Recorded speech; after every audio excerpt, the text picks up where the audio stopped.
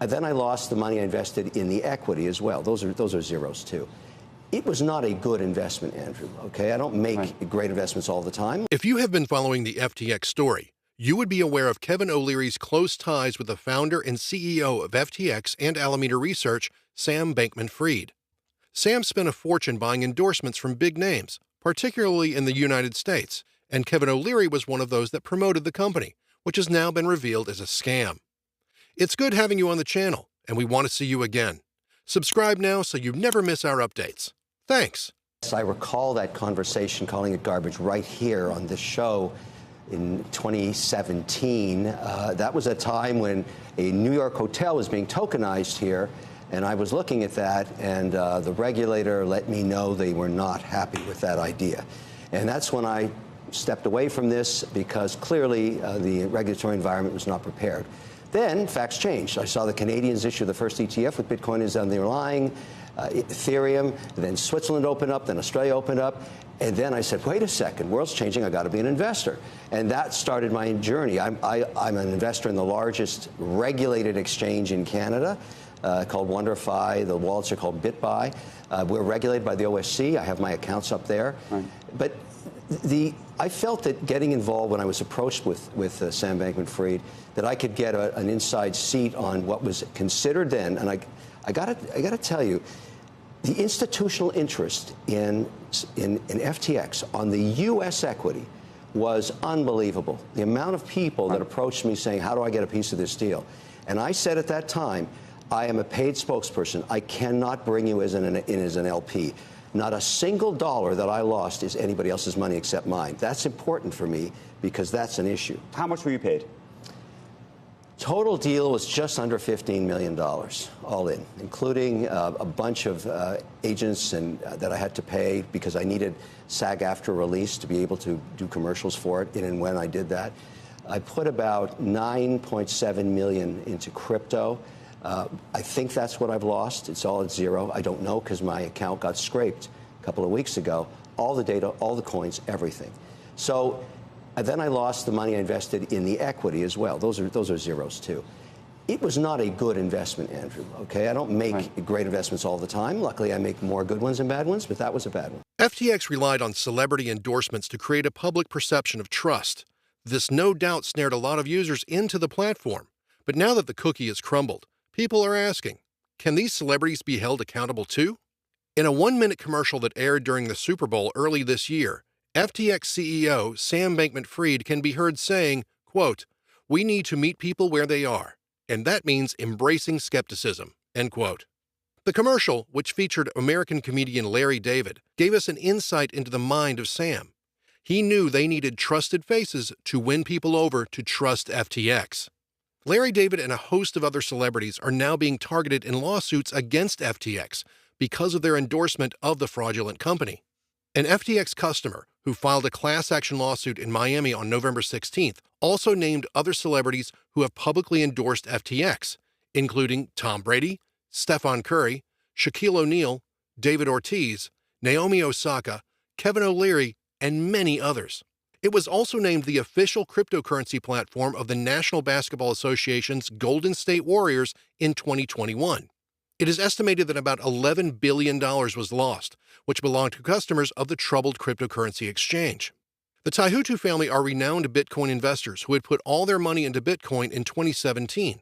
The Dutch family said FTX's celebrity endorsements were a big red flag that made them not trust the brand. Didi Taihutu, in an interview with the CNBC, said something was really off about FTX, despite it being one of the largest centralized exchanges. FTX was promoted too heavily by too many influencers, Taihutu said, adding that trustworthy crypto products and companies tend not to rely on endorsements so heavily. FTX has invested millions in high-profile promotions. Additionally, it sponsored the Miami Heat for $135 million over 19 years.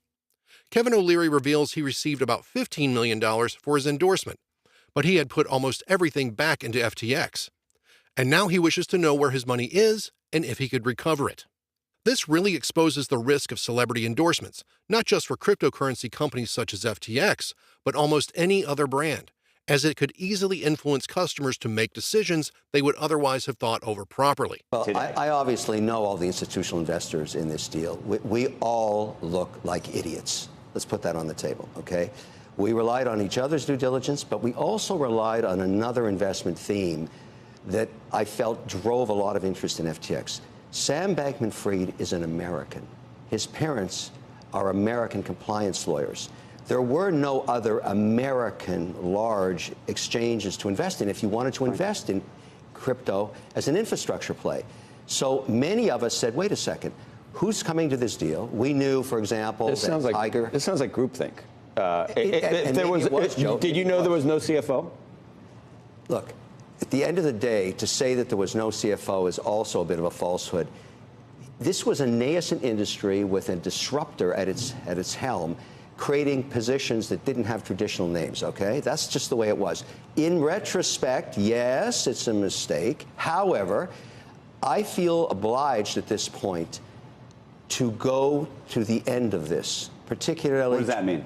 It means that I need to find where the money went. I'm going to start with my own journey, with my own account. Bankman-Fried reached out to me last Saturday, and I said, look, Sam, I am just one investor, but my account has a zero in it, and there are no accounting records. Where did the money go? And to the extent you can help me, tell me, point me in the direction, because I will, on behalf of every other shareholder, go find where this money is. The next day we talked for over an hour, and he walked me through his scenario, and I learned a lot. Now, sorry? What did you learn? I learned, first of all, I said, what was the large drawdown of your capital? Where did the cash go? One of the biggest uses of cash was to buy back his shares from Binance, which owns 20% of his exchange. And the reason he had to do that, according to him, was that every time they applied for a license anywhere, the Know Your Client got jammed up with Binance, where the ownership is opaque. And he had to buy it back. That cost him a lot, a couple of $1 billion. FTX's collapse is strange for many reasons, including the huge amount of venture capital it raised and the quality of investors it attracted. A total of $1.9 billion was raised by FTX in just 2 years from 80 investors. Till now, we do not fully understand why these very experienced investors fell for the scam FTX was running. Sequoia Capital has since apologized to investors for the $214 million it lost to FTX. According to The Information, Alfred Lin, a partner with Sequoia, told investors that FTX CEO Sam Bankman-Fried misled them. FTX was also spending a lot of money in weekly token buybacks and burning, which Kevin O'Leary thinks also cost the company some of the lost money. FTX burns the FTT token weekly, with 33% of all trading fee revenue since its inception. FTX failed to report most of the recent token burn, which was scheduled for November 7th. Approximately 1% of the token's total supply will be burned, totaling $11,397,021 in 3,795,212 FTT tokens. Truth is, the expenses of FTX we have uncovered so far is still far from the amount that is yet to be accounted for. So, where is the money? Don't forget to like this video and subscribe to the channel for more.